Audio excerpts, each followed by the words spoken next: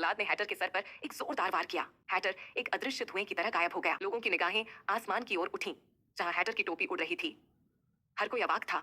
किसी को समझ नहीं आ रहा था कि ये कैसे हुआ। तभी उस टोपी के अंदर से चेशायर कैट बाहर निकला। उसकी मुस्कान भरी निगाहें सबको चौंका रही थीं।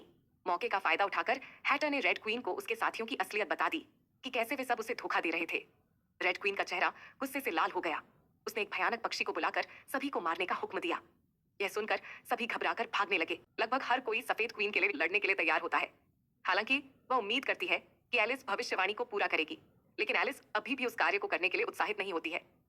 वह क्वीन के बगिया में जाती है जहां उसे एब्सोलम मिलता है जो अपने कोकून में जा रहा होता है। यहाँ एब्सोलम एलिस को बताता है कि वह पहले भी वंडरलैंड आई थी और अचानक उसे यह सब याद आ जाता है कि जो उसने पहले एक सपना समझा था वह असल में वास्तविक था।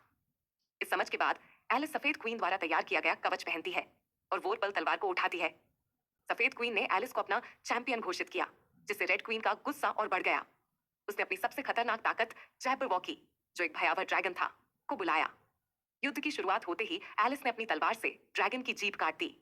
एलिस अपने पिता के शब्दों को याद करती है जो नाश्ते से पहले 6 असंभव बातें कहते थे। यह मानसिक खेल उसे हिम्मत देता है और वह खुद को जैबरवॉकी को मारने की शक्ति प्रदान करती है। इस बीच हैटर भी एलिस की मदद के लिए आगे आता है। उसकी लड़ाई को देखकर रेड क्वीन का गुस्सा 7वें आसमान पर पहुंच जाता है और दोनों सेनाएं भीषण युद्ध में उतर जाती हैं।